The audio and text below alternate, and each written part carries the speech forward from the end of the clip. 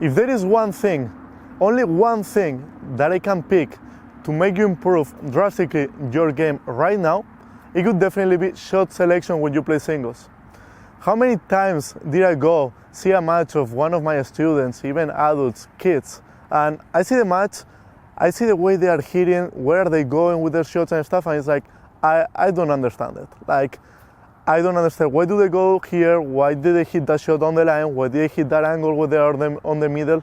There is no structure on the game so many times. Of course, after that, once we go to the lessons, we start working on it, it gets better. But especially at the beginning, when you start working with someone, you don't see a structure at all on the game. But then, on the other hand, you go see a professional tennis match, let's say you see Djokovic, Nadal, Federer, their shots are extremely predictable. Every time they go hit a shot, I could know 90% of times where are they gonna hit. Now you're going to tell me, how is that even possible?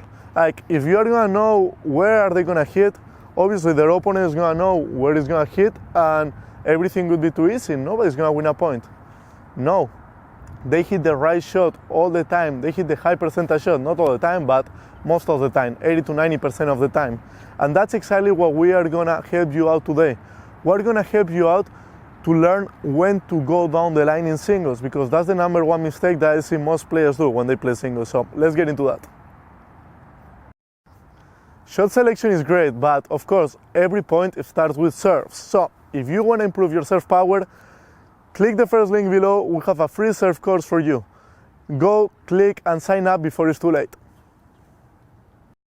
So first, really, we're gonna work on when to change down the line. Now, first thing you need to know, a basic principle of when to go down the line is the closer you get to a double sally, the less you want to go down the line. So let's say I'm on the middle, I can go down the line anytime I want. If I really want to, I want to change direction, I want to change the pace or something. But the closer I start getting to the double sally, the less I want to go down the line, because first of all, I have less court to make the ball in, and even if I make it, it's going to be a ball that is going to be towards the other player. It's going to move on that direction. So they're going to hit the shot, they're going to make me run to the other corner. But when I'm in the middle, let's say I'm closer to the middle, and I hit down the line from here, what happens? The ball goes away from them, and that's when I start making them move. Now also, most of the times, you don't want to go down the line once you are too far back from the baseline. So generally speaking, we're going to change the direction once you have a shorter ball. So what are we going to do on this drill? I'm going to rally cross court with my partner. In this case, it's going to be Sergey. And every time he gives me a short ball, what I'm going to do is I'm going to change the direction down the line. He's going to go back cross court to me. We're going to rally with the backhand cross court. And once the ball bounces again on the service box, I'm going to change down the line and keep the rally going. Okay? So I can only change down the line once the ball bounces on the service box. But I'm going to also add one more rule. Do you see this cone that I put right here? What is going to happen is, if Sergey gives me a short ball, but the short ball passes this imaginary line that there is right here on the service box, I'm going to keep hitting cross court. So we're rolling forehand cross court. Every time the ball bounces here, I'll go down the line, we'll keep the rally going with the backhand cross court. But if he gives me a short ball and the ball bounces right here, past this line right here that the cone is making, I'm gonna keep going cross court, because on that situation, I'm gonna be very far back on the double sally, and it would not make sense at all to go on the line, because the other one would make me run. So we're gonna show you the live ball drill, and make sure you practice it.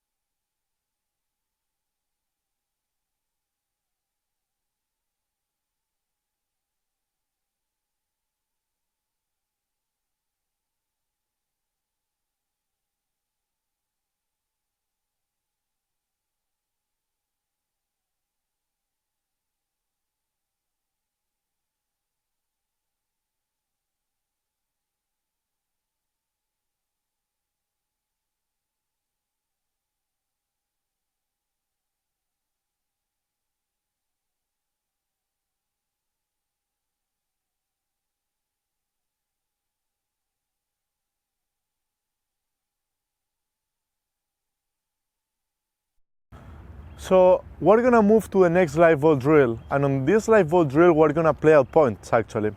So what we're gonna do is we're gonna start on the deuce side. So we're gonna feed the ball, start the rally with the forehand cross court, and once the ball bounces on the service box on the area that we were working on the first drill, we're gonna change down the line and we're gonna play out the point on the whole court. So you gotta work on a few things. First of all, once the ball bounces there, make sure you are aggressive on the change down the line, so this way you get into an offensive position. So on the other drill, we're just working on changing the direction and keep the rally going. Now for this drill, I want you to be more aggressive. Try to hit a little more flat and low, hit an aggressive disc shot, and start the point in an offensive situation.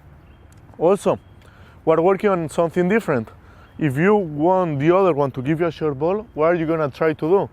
You're gonna try to mix up heights. So for example, try to keep the ball deep, a little bit higher. This is the way that the other one is gonna give you a short ball. If everything you do is give low and flat shots and the other one can hit every ball on the strike zone, if they're good players, they're just not gonna give you short balls. And this drill doesn't make any sense because you are not finding the short ball, because you are not hitting the right shot before that one. So hit those high balls, make some topspin, open a little bit the court, try to make the other one move on that half court. Once you have the short ball, hit down the line and play at the point. Now, if you want to make a small variation to this drill, you can do exactly the same drill, but after the player hits down the line, he must come into the net. This is going to help you out to make sure that you are very aggressive changing the direction down the line, because if you change the direction and it's not good enough, what happens? You're going to come into a net, they're going to be hitting passing shots all the time. So it's going to be very good for you to realize if your approach, if your change was good enough. Okay, so that's the variation that you can do.